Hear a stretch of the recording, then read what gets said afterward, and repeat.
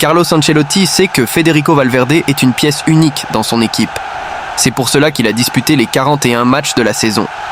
Contre City, il a joué avec une attelle pour éviter une blessure musculaire. Cela met l'Uruguayen dans une situation risquée. Et c'est pour cela que la possibilité d'un repos contre Gérone a été évoquée lors de la conférence de presse.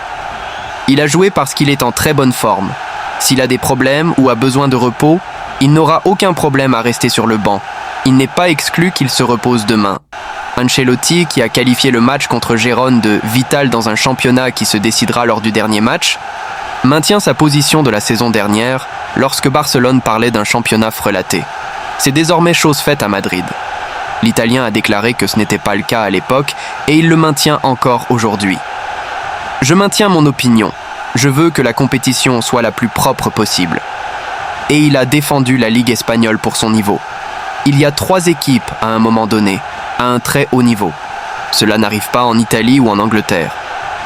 L'ombre du duel européen contre l'Atlético de Madrid était présente en conférence de presse. Ancelotti est clair sur ce que signifie affronter l'équipe de Simeone. Difficile comme toujours. Ce sera un match agréable, divertissant et équilibré. La qualité des 2 équipes est similaire. Le tweet ? J'ai déjà du mal à comprendre ce qu'est un tweet. Je ne m'y intéresse pas. Toujours interrogé lorsque son équipe ne parvient pas à gagner, Ancelotti a réfléchi sur ce qui lui semble vraiment important. Je me sens très apprécié par le club et par mes joueurs. Pour moi, c'est plus que suffisant. Je ne peux pas contenter tout le monde. L'important est que le club, les joueurs et les supporters soient satisfaits de mon travail. Et je pense que c'est le cas.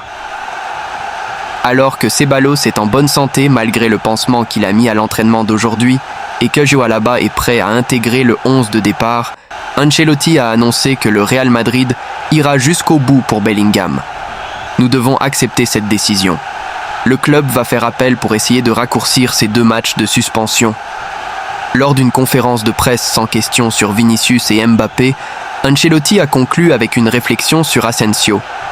Il n'a pas changé son attitude depuis qu'il est arrivé et qu'il a joué à la Castilla. Il parle peu, il est très concentré sur son travail et sur ce dont nous parlons avec lui pour essayer de l'améliorer, comme nous en parlons avec tous les jeunes. Il a quelques faiblesses, qu'il améliore petit à petit. Ce qui s'est le plus distingué, c'est son attitude mentale et sa concentration qui lui ont permis de gagner des matchs très difficiles. Gasperini a parlé lors d'une conférence de presse avant le match contre Empoli de tout ce qui s'est passé cette semaine avec l'élimination de la Ligue des Champions, le conflit avec Lookman et son avenir à l'Atalanta. L'entraîneur de 67 ans a laissé entendre que sa relation contractuelle avec l'équipe italienne était sur le point de prendre fin. Gasperini a un contrat jusqu'en juin 2026. Mais il y a un sentiment qu'il ne signera pas de prolongation de contrat. Tout a un début et une fin. Je n'ai pas beaucoup de temps pour me réjouir après la grande victoire en Europa League.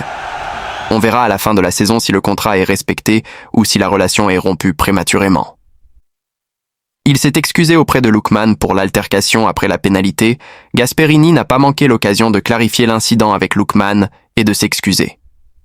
Ce que j'ai dit a eu un grand impact après le match et je ne voulais pas que mon commentaire soit offensant. Ce n'est pas quelque chose contre lui. S'il travaille à tirer des pénaltys, il pourrait même être le premier à les tirer. Je ne voulais pas que mon commentaire soit offensant.